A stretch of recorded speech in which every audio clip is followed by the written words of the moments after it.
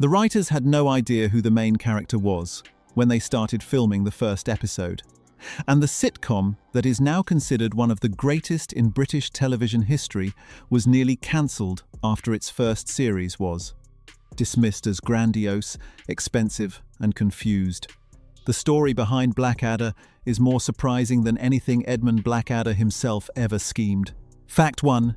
Nobody knew who Edmund was. Flash by name, Flash by nature. On the day filming began, on the first series of Blackadder in 1982, Richard Curtis admitted in a documentary decades later that he suddenly realized he had a serious problem. He had written a number of funny lines. He had no idea who Rowan Atkinson was supposed to be playing. Producer John Lloyd came to Curtis just before recording began, with Atkinson beside him, and asked the most basic question possible: what is Edmund's character? Curtis realized he could not answer it.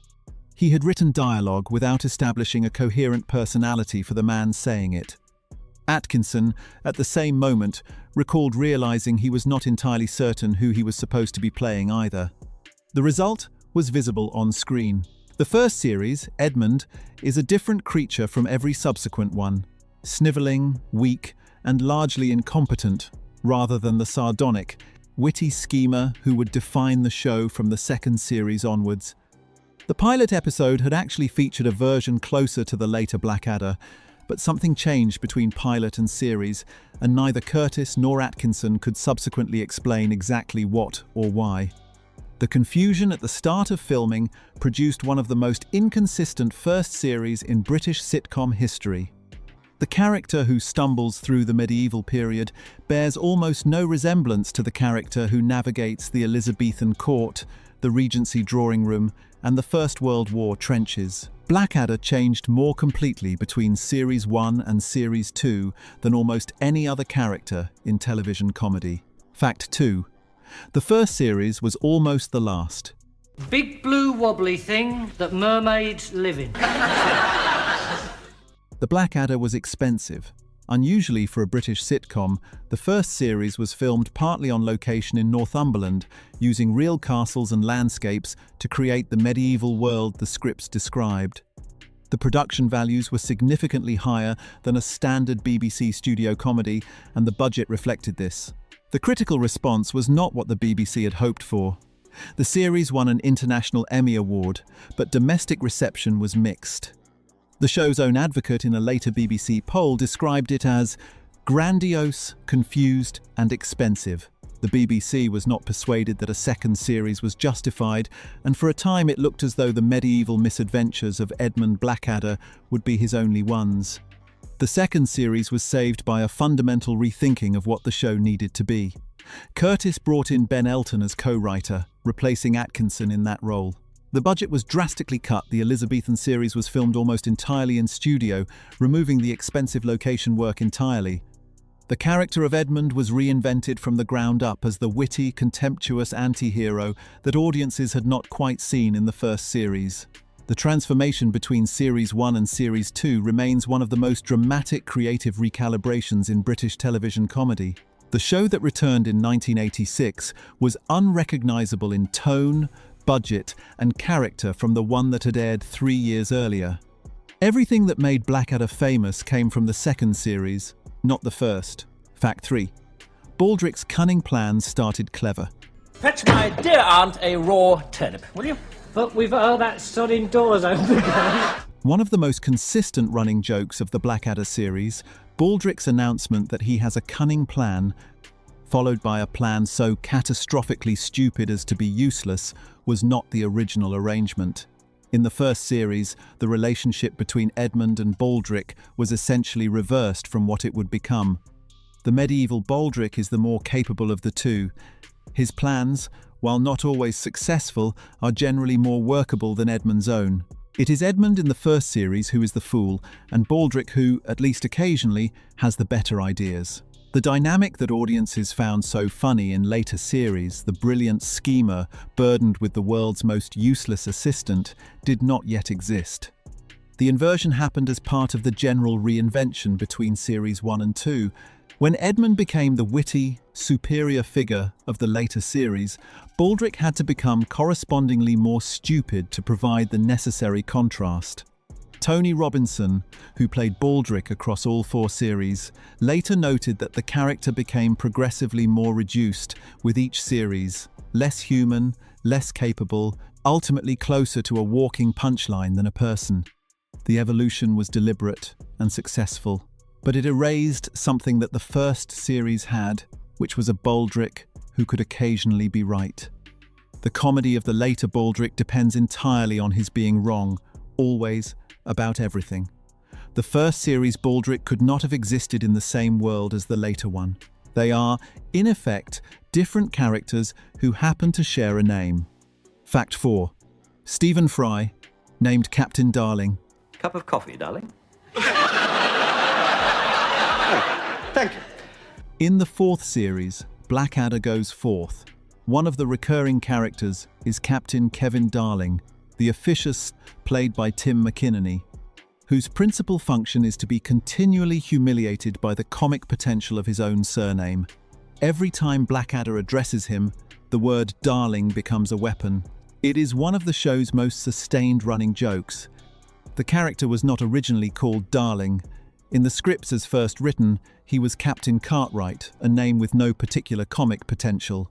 The renaming came from Stephen Fry, who recalled during script discussions that he had been at school with a boy whose surname was Darling, and who had spent his entire school career suffering the predictable consequences of it. Fry's suggestion was adopted immediately. The change from Cartwright to Darling cost nothing, required no rewriting of substance, and transformed the character from a fairly generic bureaucratic antagonist into something much funnier. The joke sustains itself across 6 episodes because the name never stops being surprising in context each time Blackadder uses it. The comedy resets. The underpants on Blackadder's head in the same series had a similar origin. Rowan Atkinson had a habit of sticking pencils up his nose during script read-throughs to entertain the cast.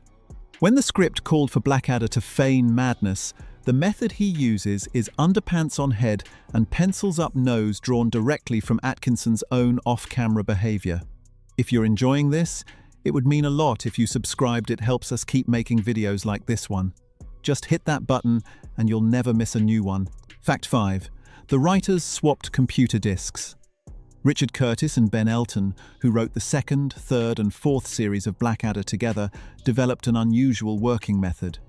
They wrote their scripts separately, on personal computers, and then physically swapped the floppy disks containing the text so that each could revise the other's work. They operated under a strict rule: if one of them removed a line, that line could not be reinstated. The decision to cut was final. The system prevented the scripts from accumulating dead weight. If a joke survived both writers' scrutiny without being removed, it earned its place. If either of them found a line not funny enough, it was gone permanently regardless of who had written it. During rehearsals, the cast were also active contributors.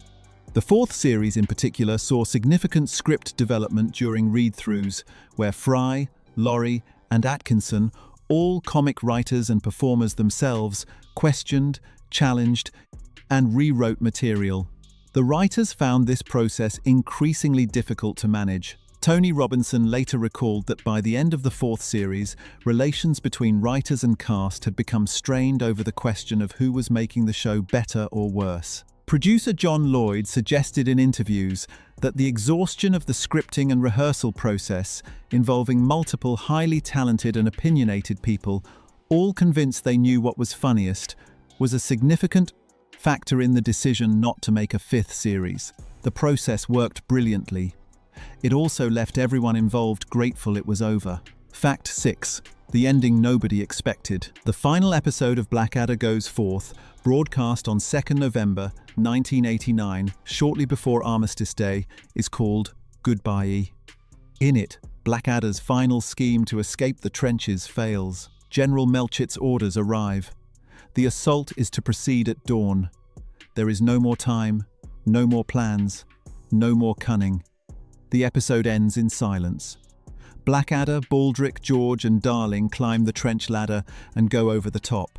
The sound of gunfire fades. The camera cuts to a field of poppies in sunlight.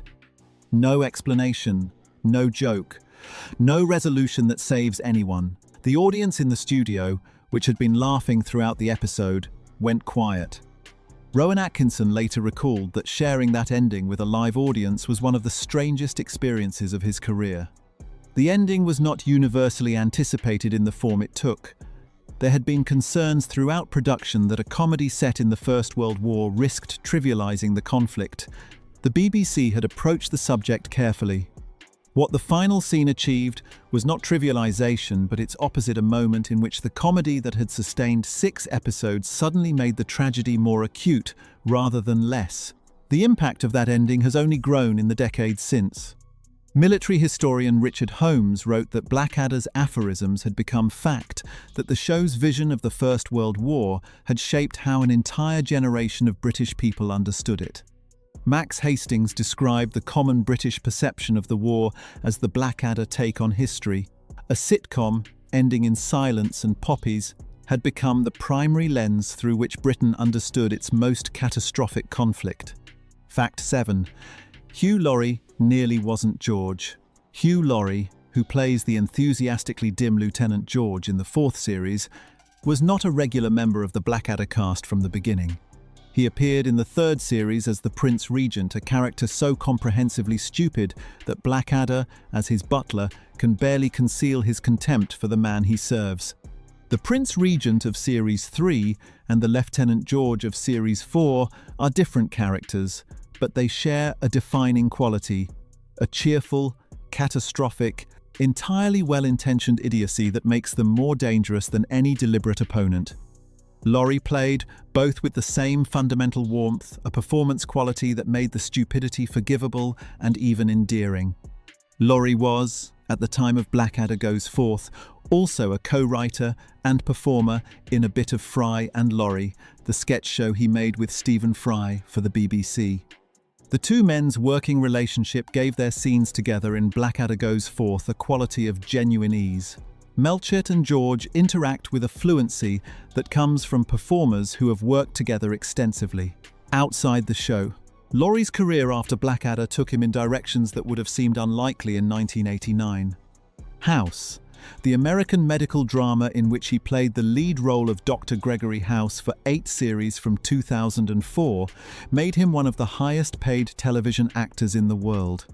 The lieutenant who could not see that everything was going wrong had become, in a different country and a different genre, the diagnostician who could see exactly what was wrong with everyone. Fact 8.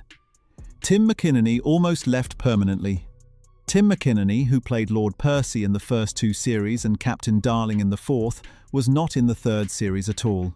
His absence from Blackadder III was deliberate. McInnerny had become concerned about typecasting after 2 series and chose not to return for the Regency setting. His concern was understandable. Percy is a particular kind of character, loyal, well-meaning, and almost entirely useless, and 2 series of playing him had given McInnerny a strong association with that type. The fear that casting directors would see only Percy when they looked at him was real enough that he stepped away from the show he had been part of since the beginning. His return for the 4th series in a different role, Captain Darling rather than Percy, allowed him to demonstrate the range the Percy years had obscured. Darling is more acidic, more specifically bureaucratic, and more actively antagonistic than Percy ever was. The 2 characters share the quality of being on the wrong side of Blackadder's contempt, but they arrive there by completely different routes. The Gap series, Blackadder III, is in some respects the most purely funny of the 4. The dynamic between Atkinson's supercilious butler and Laurie's magnificently idiotic prince is perfectly sustained across 6 episodes.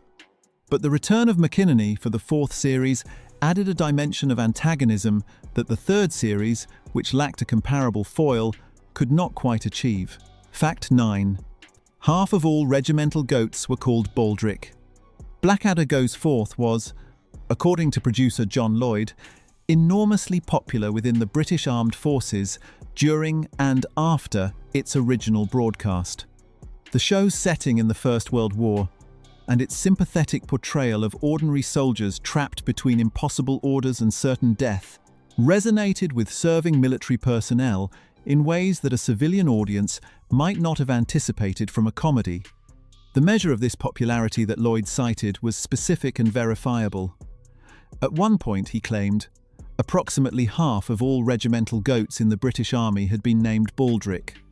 The regimental goat is a long-standing British military tradition. Certain regiments maintain a goat as their mascot, and the goat is accorded a formal rank.